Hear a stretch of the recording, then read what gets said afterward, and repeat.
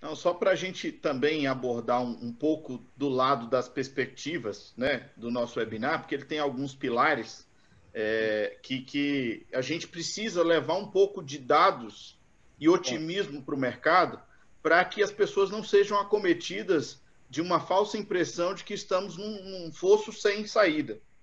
E quem está pensando assim está equivocado. O Marcelo tem provado em todos os webinars, pelo tráfego de acesso no portal, pela geração de leads reais. Eu que sou consumidor do DF Imóveis, percebo, né, ontem mesmo, falando com ele ao telefone, falou, estou indo atender um cliente, lead gerado do DF Imóveis. O que a gente tem mais ou menos 60 dias que a gente começou o primeiro webinar e começamos essa situação de isolamento social. E a gente pode fazer um balanço hoje. Acho que aquelas incertezas que tínhamos logo ao começar o isolamento social, elas começam a ser dissipadas. É óbvio que qualquer exercício de futurologia seria leviano, mas a gente tem algumas certezas. Por exemplo, não deixamos de trabalhar. Negócios não deixaram de acontecer. Sou testemunho de que, mesmo com cartório fechado, utilizamos mecanismo de assinatura digital. Ontem assinamos uma escritura que foi assinada a promessa de compra e venda, o instrumento particular de promessa de compra e venda, via web. E até foi curioso, porque a pessoa tinha mais de 70 anos, não tinha um e-mail, a esposa dele. Nós criamos um e-mail para ela poder assinar via digital. Então, a Covid, ela acelerou alguns processos de modernização do nosso mercado.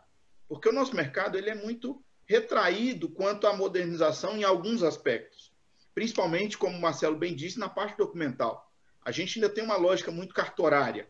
E aí algumas coisas foram provadas com a Covid. Por exemplo, não é indispensável um cartório para fazer um negócio. Não é indispensável apertar as mãos para se confiar e firmar a sua palavra no negócio. É importante, mas não é indispensável. Então, algumas transformações aconteceram. Eu sou testemunha, eu trabalho numa micro-região em que o meu sócio e eu, a gente tem uma certa atuação contundente. Antes ele atendia os clientes sozinho. Hoje nós não estamos conseguindo os dois juntos atenderem as demandas. Os clientes estão vindo.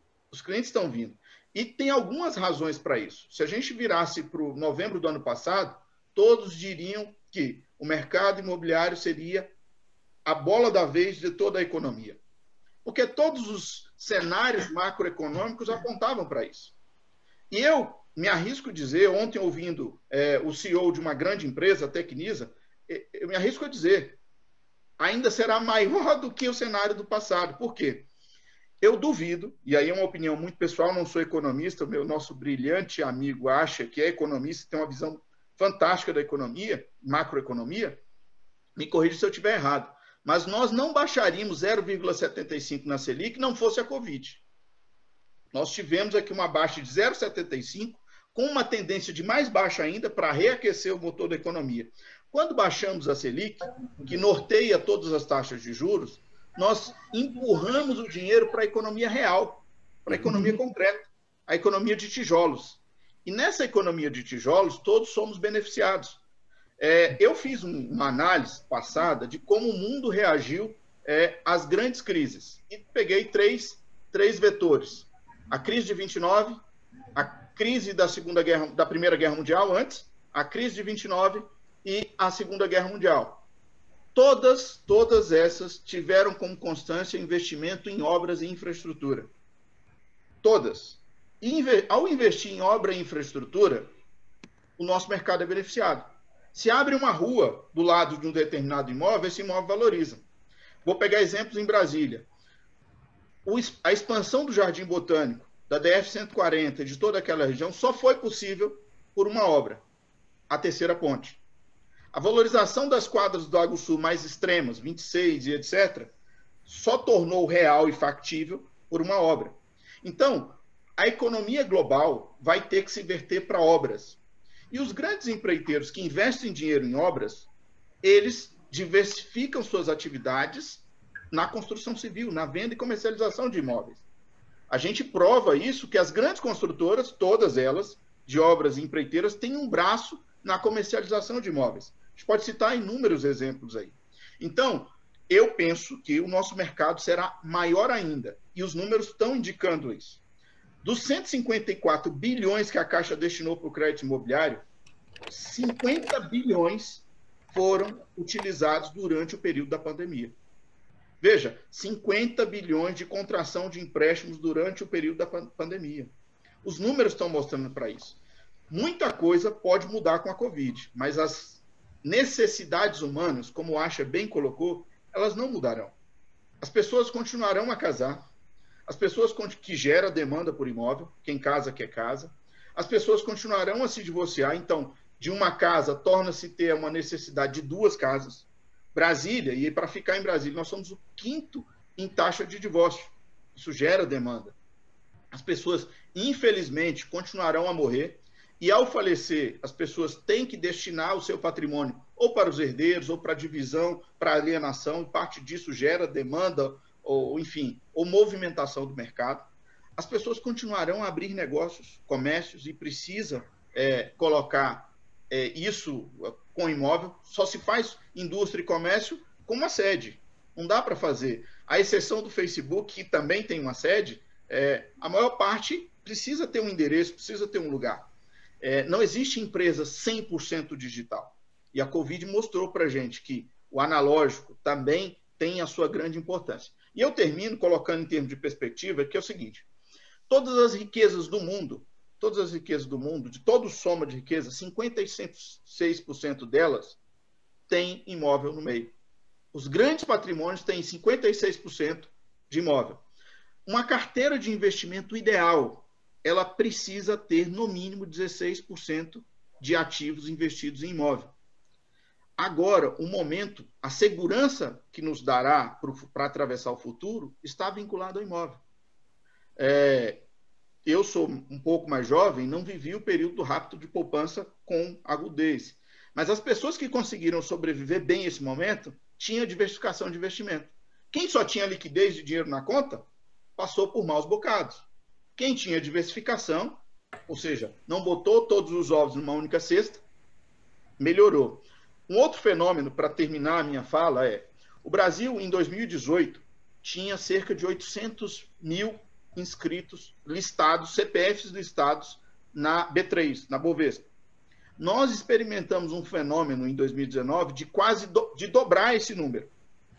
Atingimos a 1.600.000 CPFs listados na Bolsa. Eram novos investidores que estavam investindo, experimentando novos ares.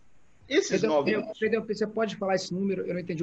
Eram tanto e virou tanto. Vamos lá. Em 2018, eu vou disponibilizar isso no slide. Mas em 2018, nós tínhamos listado na Bovespa, no B3, né, cerca de 860 mil CPFs.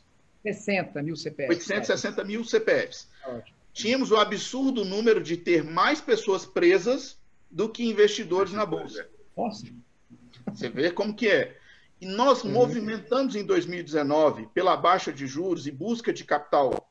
A renda fixa não estava dando, então as pessoas buscaram rendimentos maiores. Nós movimentamos e atingimos quase o dobro, fomos para 1.600.000. O que aconteceu com essas pessoas? Se frustraram, porque tiveram perdas agora recentes com o fenômeno Covid.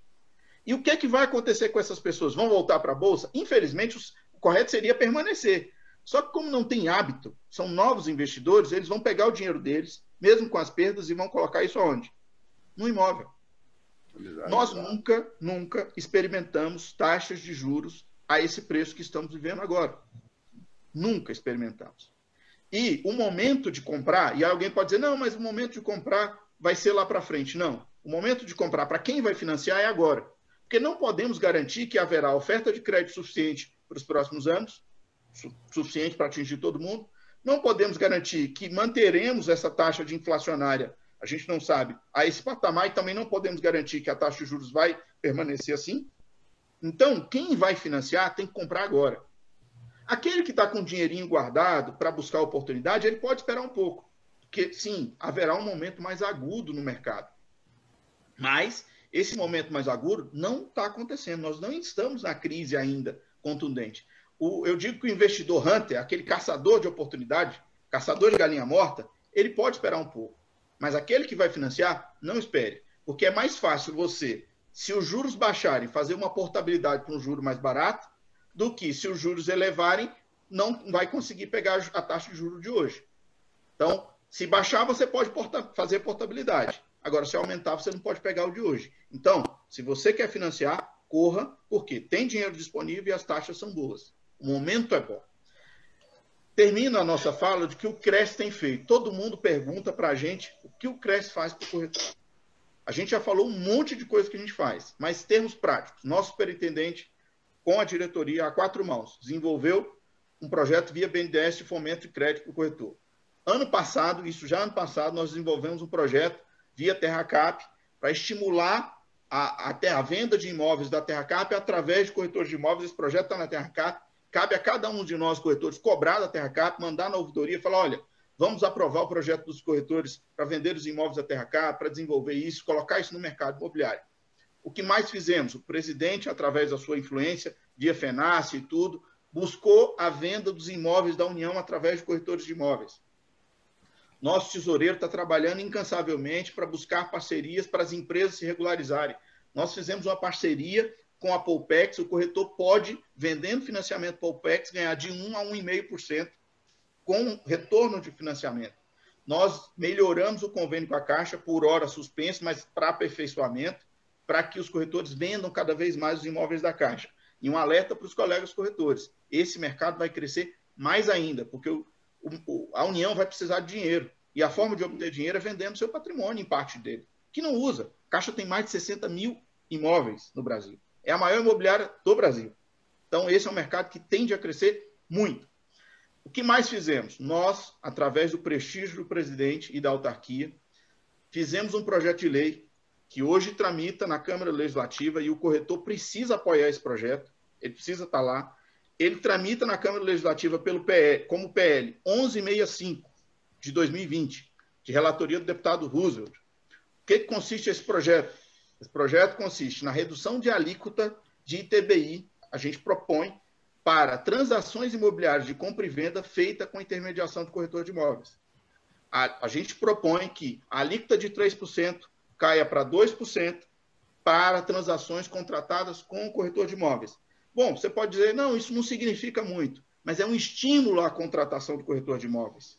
O adquirente vai ter uma razão para contratar o corretor de imóveis adicional, para além do bom serviço prestado. Existem dados estatísticos que transações feitas com bons corretores, elas têm um ticket médio de 25% a mais. O proprietário não consegue. Ele fala, ele paga 5%, mas uma transação bem avaliada, bem feita, por um profissional do início ao fim, o cara consegue vender, em média, 25% a mais do que ele venderia se ele vendesse sozinho. Ou seja, vale a pena contratar um corretor de imóveis. Esse projeto de lei, especificamente, também traz uma redução de alíquota de IPTU de 1% para 0,75% para imóveis administrados por imobiliárias e corretores de imóveis, regularmente inscritos no Conselho, imóveis comerciais administrados por imobiliários e corretores de imóveis. Também traz nesse projeto uma linha de crédito subsidiada via BRB, isso na esfera do BNDES, e aqui via BRB para atendimento a imobiliários e corretores de imóveis, destinados ao desenvolvimento do seu negócio. Bom, a nossa parte a gente fez, que é apresentar um projeto. O projeto é bom ou ruim? O lugar de debate é a Câmara Legislativa e o Congresso Nacional. A gente pode aperfeiçoar através da comunicação dos vários setores. Secov, Sindimóveis, a sociedade civil, o próprio corretor. Lá é o foro adequado para melhorar. Nosso papel era propor ideias e soluções. E nós propusemos. O momento é, sim, de união do Estado, das empresas e das pessoas para melhorar e atravessarmos com segurança. Mas eu, particularmente, acho, e estou me esforçando, diminuir minha atividade na advocacia para apostar mais no mercado imobiliário, porque eu acho que a bola da vez agora é o mercado imobiliário. Nós vamos sair muito maiores, mas muito maiores do que entramos na Covid-19. É isso que a gente tem feito.